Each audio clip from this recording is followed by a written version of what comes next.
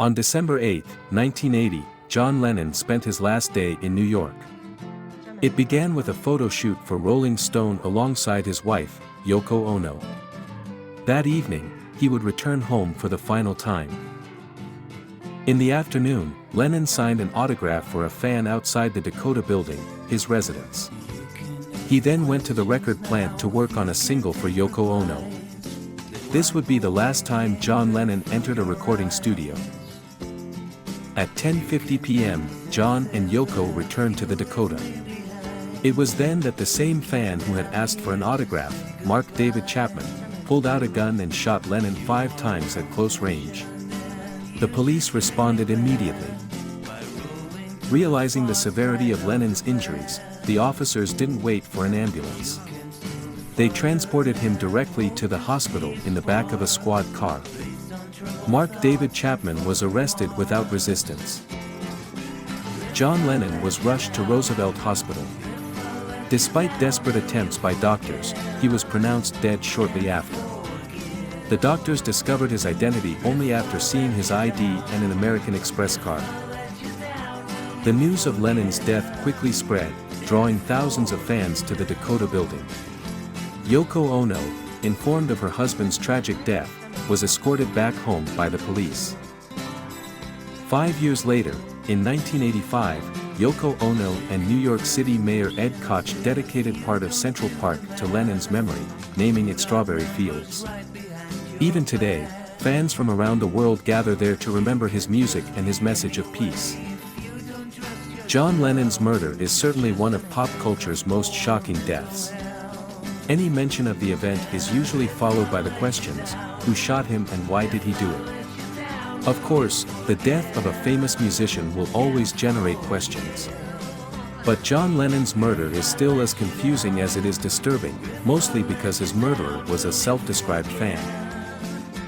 Now, let's go back to New York City on Monday, December 8, 1980, at the Dakota apartment building.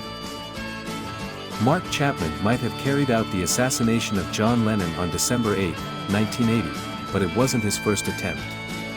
According to his wife, Gloria Hiroko, Chapman attempted to take out Lennon 2 months earlier. In a 2018 interview, Hiroko said, 2 months earlier, Mark had traveled to New York. Mr. Chapman came up behind him and called to him Mr. Lennon as he arrived at that doorway, and then in a combat stance he emptied the Charter Arms .38 caliber gun that he had with him and shot John Lennon. Police responded to the scene right away. When they saw the amount of blood coming from Lennon's body, they knew they could not wait for an ambulance. They took him and put him in the back of a cop car and went directly to the hospital. They also arrested the shooter Mark David Chapman on the scene. Well, it was about 10:30 in the evening.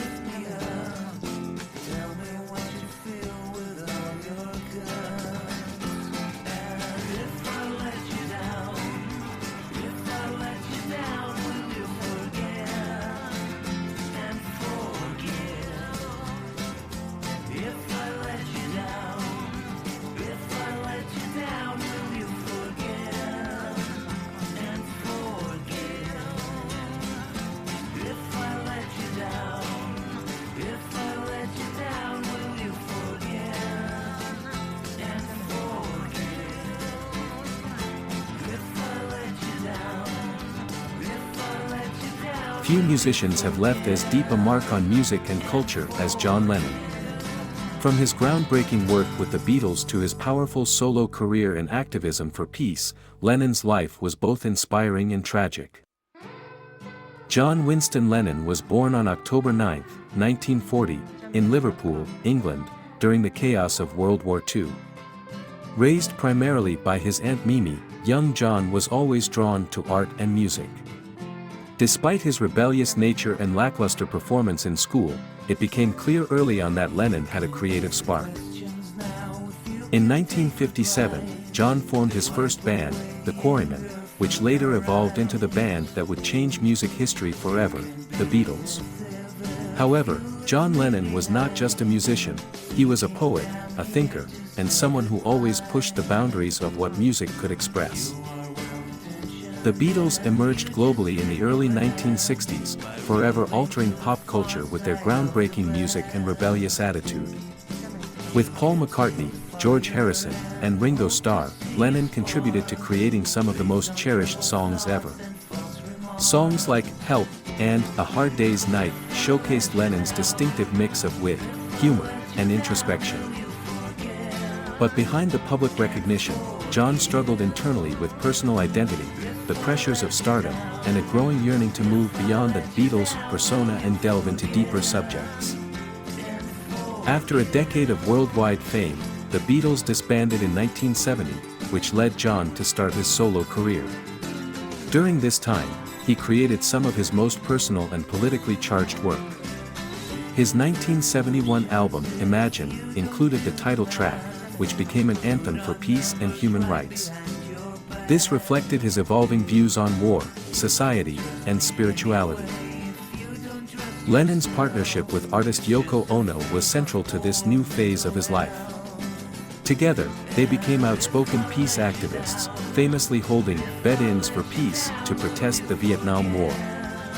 For Lennon, music was no longer just about entertainment, it was a vehicle for change.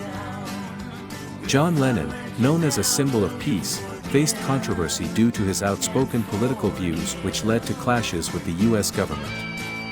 The FBI opened a file on Lennon, and he faced deportation threats during the Nixon administration. As a result, Lennon took a step back from the public eye, spending several years raising his son, Sean, and reflecting on his life. On December 8, 1980, the world was shocked by the devastating news that John Lennon had been shot and killed outside his New York apartment building, the Dakota. The assassin, Mark David Chapman, was a disturbed fan who had been fixated on Lennon for years. Lennon's unexpected passing sent shockwaves across the world. Fans came together in mourning, holding vigils and tributes in his honor. It was a heartbreaking conclusion to a life devoted to art, peace, and pushing the boundaries of what was achievable in music. It's been over 40 years since John Lennon passed away, but his legacy is still incredibly strong. His music continues to inspire new generations, and his messages of peace and love are more important now than ever before. From the streets of Liverpool to the heart of New York City, his influence on music, activism, and culture will always be remembered. What do you think was Lennon's greatest contribution to the world? Was it his music, his activism, or something else?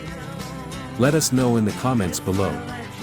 If you enjoyed this video, please give it a like and subscribe for more deep dives into the world of music history. Thanks for watching.